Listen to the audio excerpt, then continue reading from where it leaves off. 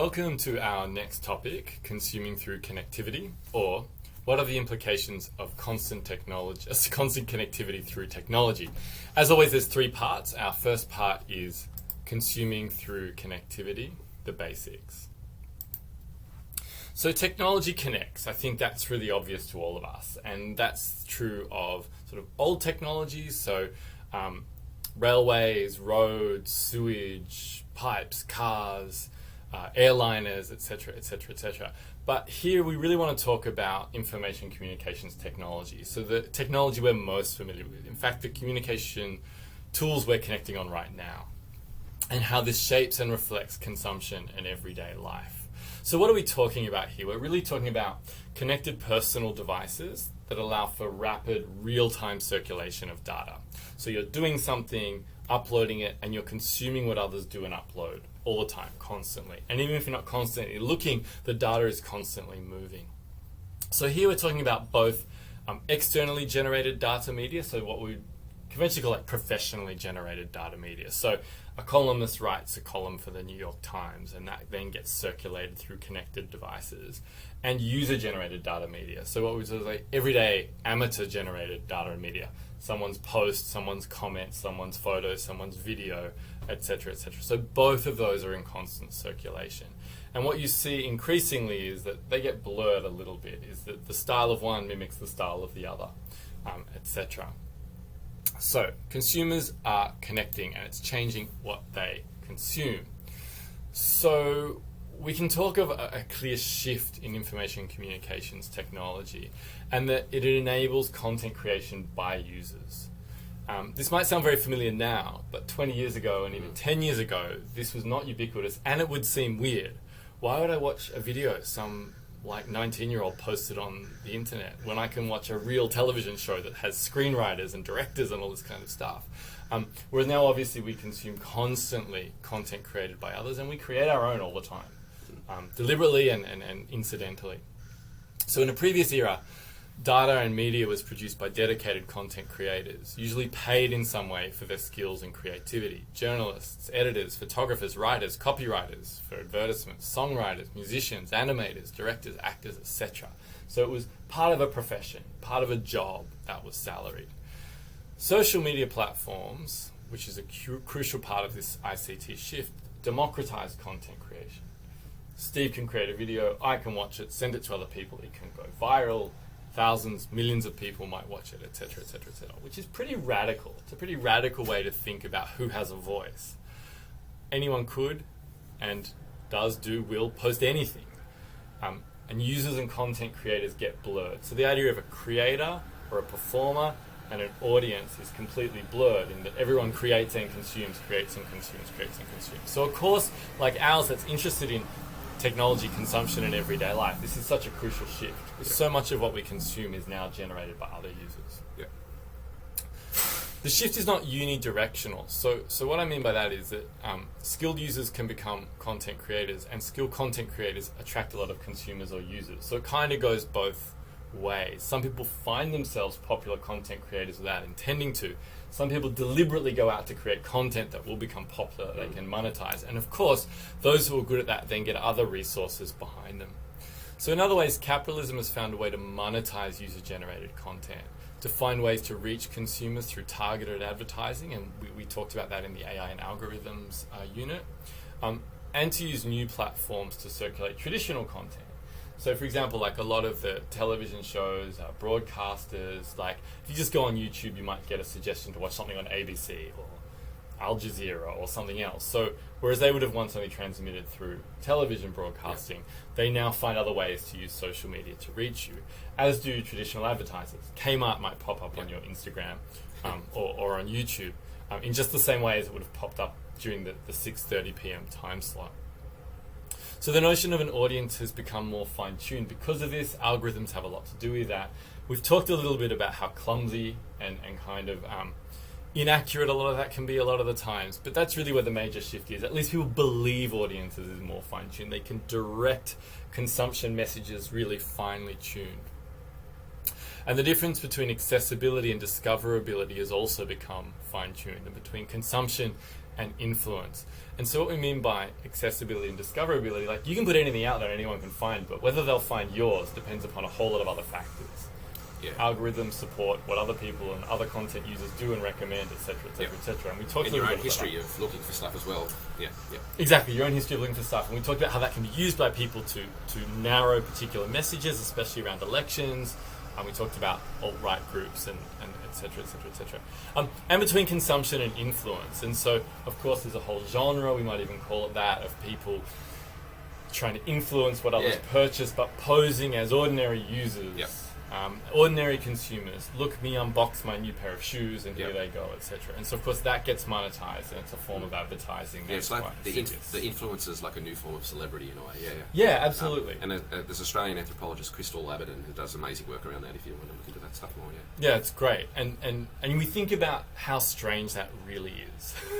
You know, people videoing themselves taking things out of a box, and if they're good at it, they'll get sent all these products to take out of a box. And if they're good at doing that, then they'll have advertisers paying for them to take things out of a box. Yep. So in many jobs and entire industries have mushroomed around this shift, especially around targeted marketing and social media campaigns and manipulation, etc. They just didn't exist, or they existed as other kinds of jobs in the past.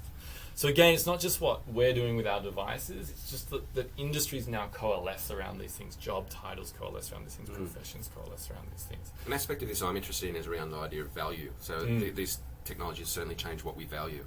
So music now is something that's free. And it's like people resent paying for things like that. Yes. And again, in relation to what we're talking about into creativity and stuff like that, creativity itself and artistry has become devalued.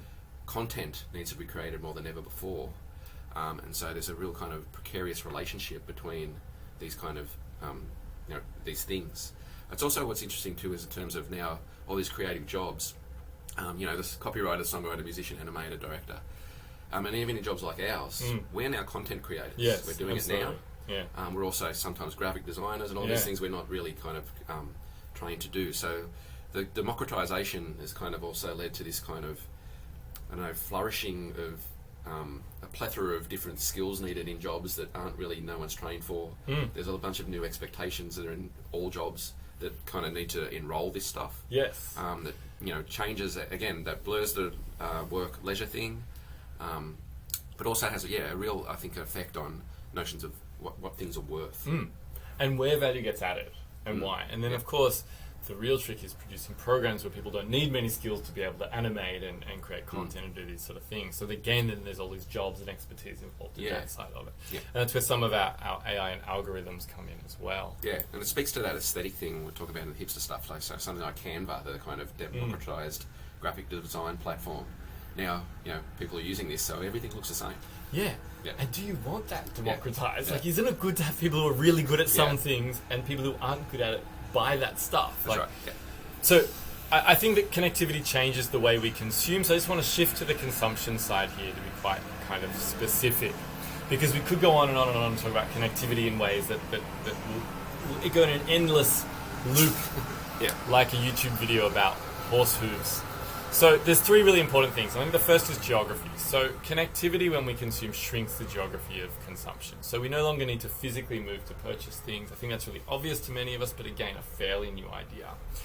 We can consume from anywhere where we have a connection. We no longer need to go to the shop, which means we no longer need to socialize, to browse. We no longer want to go to the shoe shop, but then we pass another shop and go, I think I might look in there. Or we then pass the bread shop and go, actually, I'll pick up something to eat. Now, of course, we still do those things, but we don't need to do those things. And for a lot of people, they don't do them at all. Also, we're exposed to products in personal and intimate spaces of everyday life. That was certainly true when people had the radio and the television on, but now even more so, we take our phones everywhere. We look at them in the toilet, we look at them in bed, we do all these kind of things. And so it's really right in our corporal bodily space in so many different ways. And we rely less on being advertised to at the place of purchase, in the mall or in the shop or on billboards and shopping areas. Those things still exist, but the advertising pops up on our personal devices. It comes off on our screen. We install blockers to stop it coming up. If you want to click down, an ad comes up. And it's really interesting how different media contend with that. Pay a subscription service, you don't need to deal with the ads, right? The ads are the thing that's clearly annoying, so let's get rid of them, etc., etc., etc. Yep. Although Netflix is struggling so much to make money, they're going to introduce ads. Really? Yeah. You're going to pay extra if you want the no ad. So isn't this, it's like tears, it's like travelling on an airline. So ads are kind of the fundamental part of all this economy, but everyone hates them, and maybe we'll pay more to avoid them. And if we didn't have them, what would all the content creators do? Yeah. So we're entangled in advertising, whether we like it or not. Now, like I said, this isn't completely new, and there's been more targeted advertising, etc., etc., etc. But what's interesting here is the rise of the influencer blurs advertising and social engagement in ways that are unprecedented. And much more akin to, say, like pyramid schemes, direct marketing schemes, Amway parties, these kinds of things where you rely on a social connection to get others to consume. And that's quite a dramatic shift. Yeah. I think, as always, we try and make it stress. This is uneven, it's not the same everywhere. The shrinking geography of technology and consumption does have a long history. Malls wouldn't exist without the connectivity of cars, roads, and suburban dwellings, and decentralized populations, etc., etc., etc. However, in parts of the world where car penetration is far less than, say, in our society, you often still have markets that can just be reached in close proximity, on foot, on bike, on public transport, and they need to be visited often because you can't carry a lot of things back home. You don't always have refrigeration or reliable electricity to power refrigeration, and that need to take cash. So whether or not these societies can transform to online consumption is a really big puzzle for marketers and for ICT professionals. What you begin to see more and more is online commerce happening alongside these decentralized markets. And so in many countries and many cities, you take, for example, say like India, Nigeria, for example, they're kind of like skipping the mall stage, right? You go from small localized markets to also buying things on phones because there's abundance of delivery drivers who can bring them. Yep. There's often quite a good infrastructure for a postal service because of railways and other kinds of connectivity. And so you kind of skip these steps. In lots of ways, in lots of cities, they've skipped the landline step. Yep. There's a jumping over. And it's just important to point that out, that social progression with technology and consumption doesn't go in steps everywhere, right? There's lots of scale jumping around the place. So the second big change along with geographies are the temporalities or the time elements. So we save a lot of time at one end by browsing and purchasing online. We can do it when we have spare time left over while we're cooking dinner, while we're doing other things. So we no longer have to wait until we have free time to go to the shops and consume, or until we can travel to a different town or city where a certain good might be available. I know you've talked about when you were young, having come to the city to get certain things, right? Yep. Sports shoes or whatever, or milkshakes. So that, I imagine you couldn't do that all the time, right? That was like once in a while. So remoteness and geographies of it were really crucial in that who had access to consumer goods and when. However, while we can now order something really quickly, browse it, order it, the time gets added on at the other end in the form of shipping and delivery. So when you went to the shop to buy your shoes, you bought them, you took them home, unless you put them on lay-by, but you took them home that day. Whereas now you might be able to order them in an instant, but you're waiting for them to come. It's often astonishing how quickly they come, but you're waiting for them to come. And so, waiting for them to come engages a complex chain of finding, packing, shipping, customs, sorting, delivery, all dependent on unseen technologies of connectivity, logistics, and quite a lot of low-end labour. Yep. So gratification often comes with the instant purchase rather than with holding the object. Or you kind of have two stages of gratification. I purchased it, and then when it comes, and then, it's not what I thought it was going to be. Or, this is amazing, let me put it on. Yep. Doesn't fit. Yep. So there's the time in between, I think, is quite interesting, because that time in between we have to wait to hold the thing we've bought. Can be a time of excitement and anticipation, can be a time of frustration, can be a time where we forget we ordered something. What's this? Yeah. Oh, what I Yep. ordered, etc., etc., etc. I have records turn up all the time like that. I've ordered a record months before, and then it turns out, I don't remember this. Yeah. And I imagine sourcing those takes much more time than, say, sourcing something that's stored really, millions of them, they're really close because they're more rare, right? Yeah. So you're looking for particular things. The technology can help you find things like a record that's just in one shop in Illinois or Japan or somewhere, and you can get it to yourself. So you have access to so many different markets, but then the more access you have, the more time you've got to wait, etc. And particularly after you do the click and to the thing getting to you, that's when the physical infrastructure and the human infrastructure is really going to town and working. So technology changes what's available, so we can shop global supply with certain limits. There are limits on certain markets, but it is, when you go onto Amazon, you're never sure, even if you put in the AU address, and you think, so for Steve and I have to buy a lot of books for our work.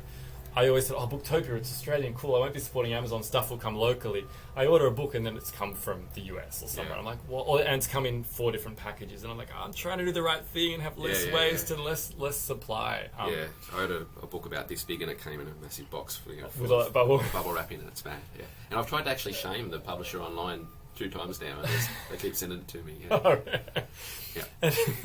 So again, even when we're trying to reduce waste and be more responsible, these kind of things, these things happen to us.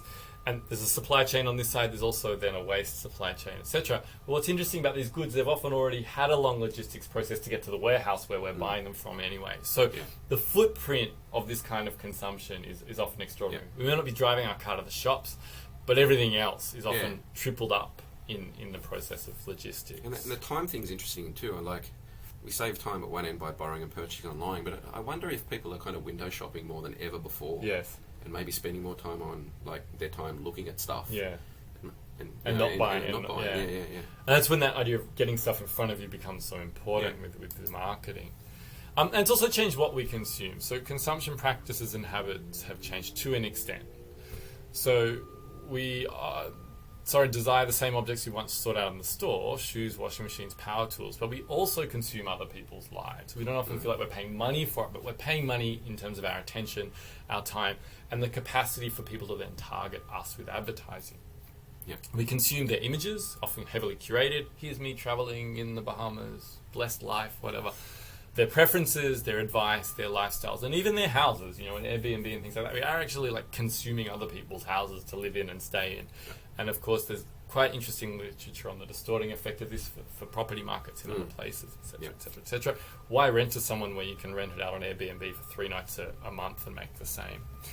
So mostly we aren't directly buying the lives of our contacts, but by consuming their data and circulating ours, we're contributing data to data markets, telling advertisers what we like, and even contributing images to facial recognition technology, maps, etc., that might be used to profile alleged criminals and all kinds of stuff, feed these big systems of automation, as we talked about in the AI week. And we also pay indirectly with time. One of the common 21st century refrains is everyone is time poor, everyone needs more time, but we willingly give it away to look at what other people are doing, wearing, etc., which often exposes a huge generation gap where a lot of older people can't believe you would voluntarily give your time and waste it in this way, etc., etc., etc., etc. Yeah, I think that last point's really important. It speaks to that cliche now that if you're not paying for something, you're the product. Yes. So the immaterial labour that we're doing in these systems is really valuable. But I think our time on these things is increasing. My phone now tells me what my screen time is, and it's every week I'm like, it's got to stop, but it doesn't. Yes. And some of that might be time you're actually working. Yeah. You're responding to work stuff. Some of it might be time you're buying things. Yeah. Some might be time you're paying bills. So it's actually sometimes a way of... I might be watching sport on it too. Yeah. So it's all this kind of different stuff going on. Or listening to something in the background. So it's often things that you would have done before. It's just that it's now able to be measured and put together as data, which is where the ICT change is quite stark. All right, on to topic 2, part 2.